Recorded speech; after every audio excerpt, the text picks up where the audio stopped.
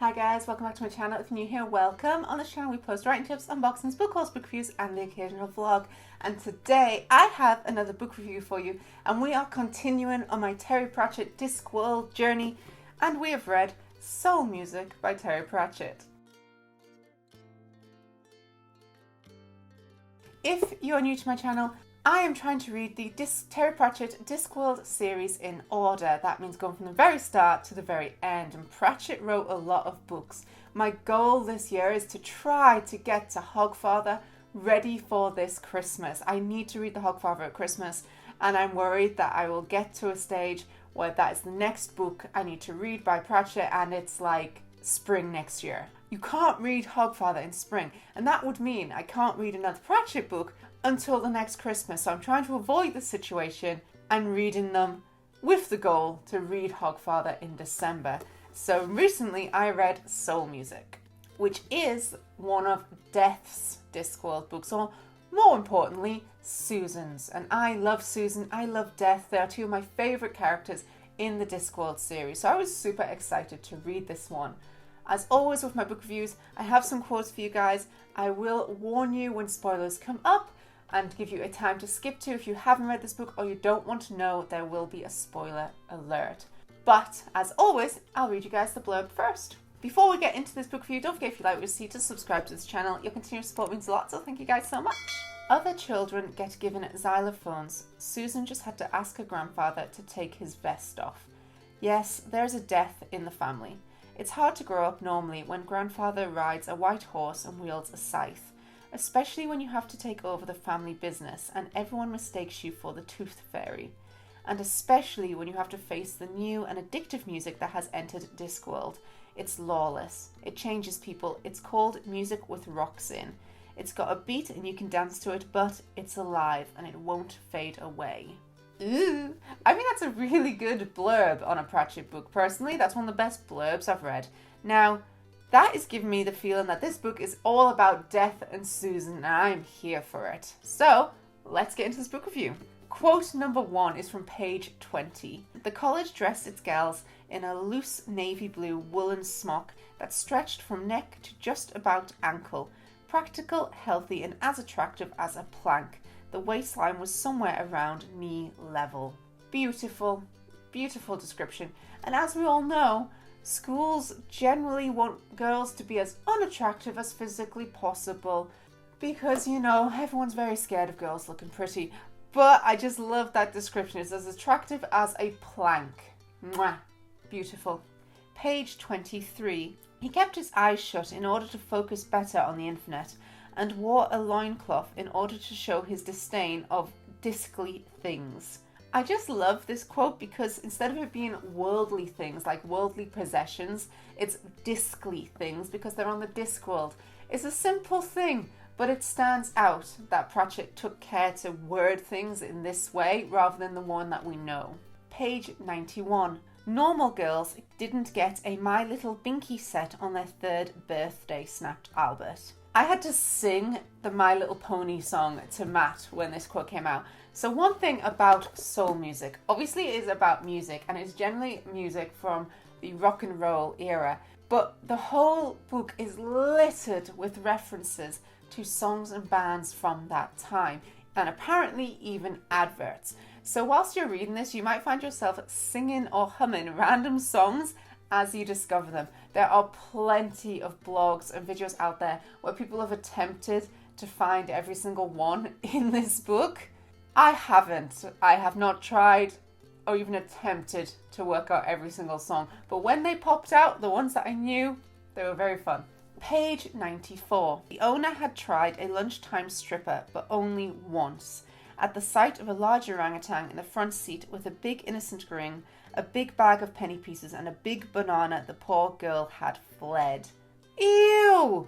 I don't need to think about the librarian in a stripper joint. I don't want to think about the librarian holding a large banana menacingly.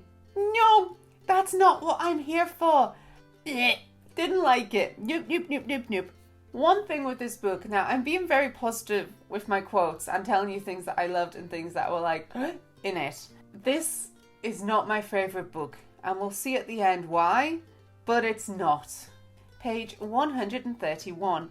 The bursar himself in any normal society would have been considered more unglued than a used stamp in a downpour. I just love how this is a way to describe someone not necessarily being mentally making sense. It's described as a stamp in a downpour of rain. It's just a beautiful way of Pratchett showing you someone's personality and how they come across without telling you their personality, and it's just great metaphor. Page 185.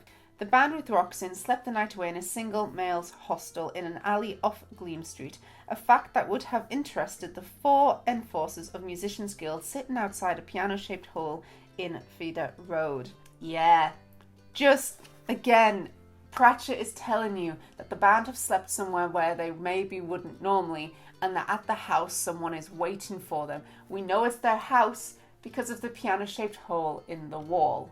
He doesn't even tell you that it's their house. He doesn't tell you all these details, but we know because Pratchett is just great at showing. I'm going to say spoiler alert here because the next quotes are from a little way in the book and I need to discuss the plot of the book to go into the quotes themselves. So spoiler alert, if you haven't read this book or you don't want to hear any spoilers, skip to this time here for my overall review and see why it's actually turned out to not be my favourite, though I thought it would be. This time here, if you don't want spoilers, spoiler alert.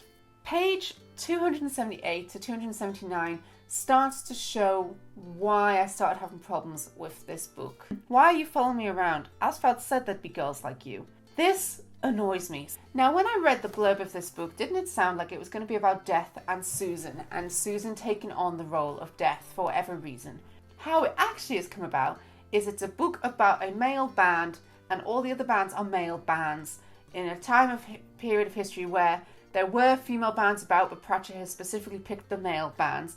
And Susan, who is an extremely strong female character who I absolutely adore, I love her, has become the representative of a groupie. Now, Susan is not being a groupie, and she is not a groupie, and it is very well said in the book that she's basically not a groupie. But she's being used as a version of a groupie for the purposes of showing a rock and roll world, or music with rocks in, which is what it is in Discworld. And this really annoyed me. Susan is far more important than being referred to as a groupie.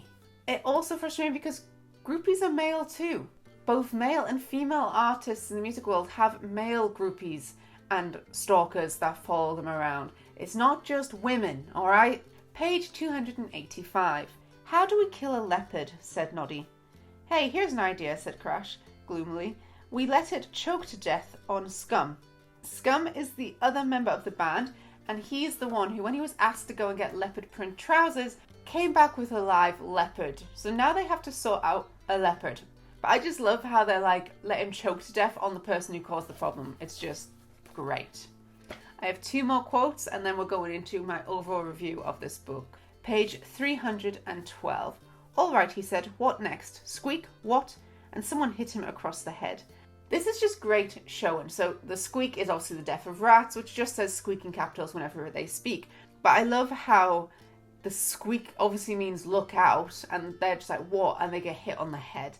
It's just great showing again. Pratchett is so good at showing instead of telling. So instead of being told about characters, instead of being told the story, you really see it through the characters' point of views and witness it happening. The Thieves' Guild knew what happened to thieves who killed people. The Assassins' Guild come and talked briefly to them. In fact, all they said was goodbye.